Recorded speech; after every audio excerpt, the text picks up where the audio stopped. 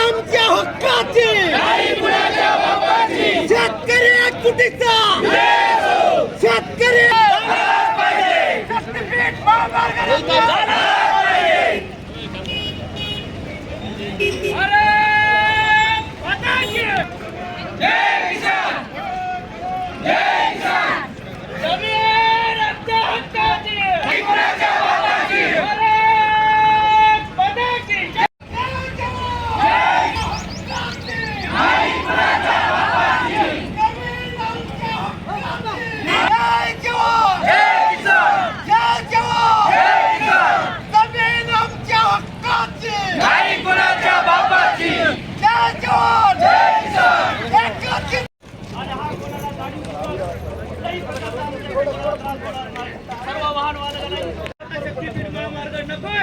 आम्हाला कदापि पाहिजे नाही. हा रस्त्यावर येण्याचं काम नको, कारण याचं काम करत आहे.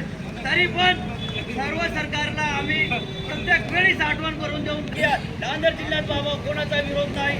नांदेड जिल्ह्यात यानंतर लक्षात ठेवा, शेतकरी आमचा 1 इंच सुद्धा तुम्हाला जर मी घेतलं, नोटिफिकेशन काढलं का तुम्ही एसी मध्ये बसून सगळा कारभार करणार आहात का? काय नाव तुमचं आणि तुमची कुठे जमीन आहे, कोणत्या गावात आहे, किती क्षेत्र आपलं बाधित होणार आहे? मी सतीश केशवराव कुलकर्णी. मी मालेगावचा रहिवासी आहे. मालेगावला माझी जमीन आहे. इथं माझी 1 हेक्टर 13 आर जमीन प्युअर बागायती जमीन या महामार्गाखाली जात आहे. आमचा शक्तीपीठ महामार्ग कृती समितीचा विरोध यासाठी आहे की हा सगळा जो पट्टा आहे, अर्धापूर तालुक्यातून जाणारा, हदगाव तालुक्यातून जाणारा, हा शंकररावजी चव्हाण यांनी जे पाणी आम्हाला उपलब्ध करून दिलं आणि हा आमचा पूर्ण परिसर सुजलाम सुफलाम करून दिला, तो पूर्ण परिसर या शक्तीपीठ महामार्गाने बाधित होत आहे. आमच्या इथे ही जी संपत्ती निर्माण झाली या पाण्यामुळं ती सगळी नष्ट होत आहे आणि या संपत्ती नष्ट झाल्यामुळे अनेक प्रश्न निर्माण होणार आहेत. त्याचा शासन कुठेही विचार करीत नाही. शासनाने या प्रकल्पासाठी कुठलाही प्रकल्प अहवाल चर्चेस आणला नाही. शासनाने कुठलाही असा महामार्ग मोठा होत असताना एक सोशिओ इकॉनॉमिक इम्पॅक्ट रिपोर्ट सादर करावा लागतो. त्यामध्ये सिद्ध करता येते की या महामार्गाचे फायदे काय, या महामार्गाचे तोटे काय.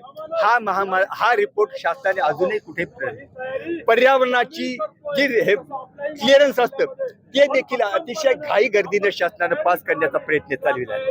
म्हणजे हा शासनाची एवढी घिसाडघाई कशासाठी हे आम्हाला समजत नाही. याचं एकच आम्हाला उत्तर सापडतंय की शासनाला हा कंत्राटदार धार्जिना, उद्योग धार्जिना प्रकल्प घाई गर्दीने अंमलात आणायचा, त्याला शेतकऱ्यांचा प्रामाणिक विरोध आहे. आम्हाला कुठलंही राजकारण करायचं नाही.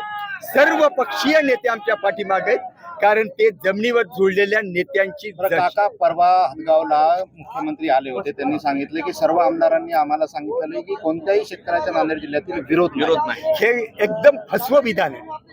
आम्ही ज्या आमदारांना खाजगीत विचारलं त्यावेळेस त्यांनी सांगितलं की हे धोक्याने एका विशिष्ट आमदारांनी हे धोक्याने मुख्यमंत्र्यांपर्यंत हे विधान पोहोचले.